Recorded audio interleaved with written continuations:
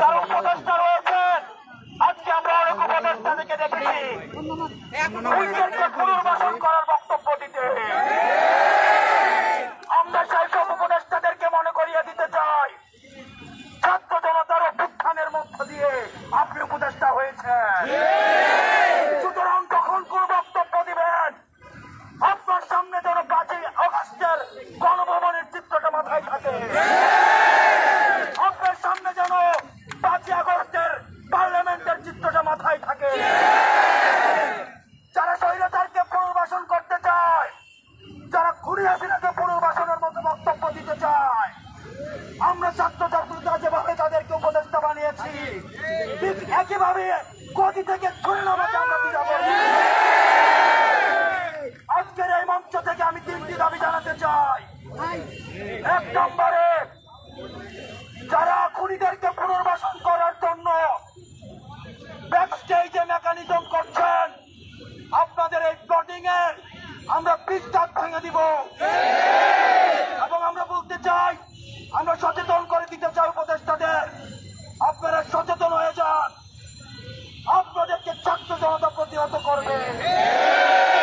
সুতরাং খুনিদেরকে পুনর্বাসন করার কোন ধরনের চিন্তা আপনারা করবেন না।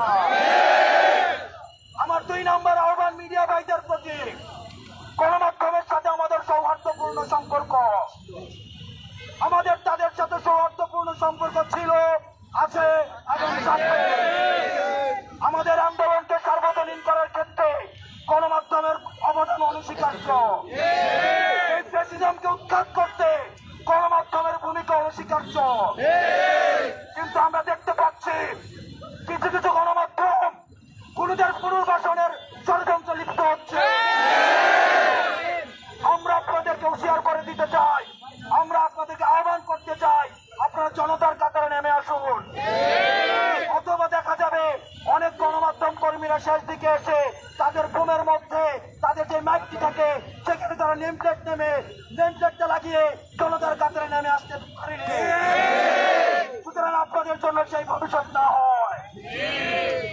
সর্বশেষ বলতে চাই, আন্তর্জাতিক অপরাধ ট্রাইব্যুনালে খুনি হাসিনাকে প্রধান আসামি করে এবং অন্যান্য যারা তার সহযোগী ছিল, এই প্রেসিডেন্ট যারা ফুল সোলজার ছিল, তাদেরকে আসামি করে এই অন্তর্বর্তীকালীন সরকারের কাছে আমরা দাবি করছি, খুনি হাসিনাকে আসামি করে আন্তর্জাতিক অপরাধ ট্রাইব্যুনালে মামলা দায়ের করতে হবে। রক্তের দাগ এখনো শুকায় না,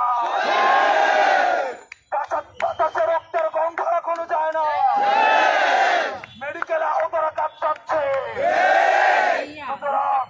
আপনাদের স্পর্শ হয় কিভাবে আপনারা জনতাকে অস্বীকার করে খুনিদেরকে পুনর্বাসন করবেন? সর্বশেষ যারা শিক্ষার্থী এখানে রয়েছে, আমরা আপনাদেরকে বলতে চাই, ক্যাম্পাসে ছাত্রলীগের চলে আসা দখলদারিত্বের যে রাজনীতি, হল দখলের রাজনীতি, ক্লাসরুমের যে রাজনীতি, স্বৈরাচারকে ফুটসলজার হিসাবে পালন করার যে রাজনীতি, এই রাজনীতি ক্যাম্পাসে পুনর্বাসন আর কোনোদিন হবে না, দলের মধ্য দিয়েই হবে না। আমাদের এখন বিক্ষোভ মিছিল আমাদের এই রাজু ভাস্কর্য থেকে শুরু হবে।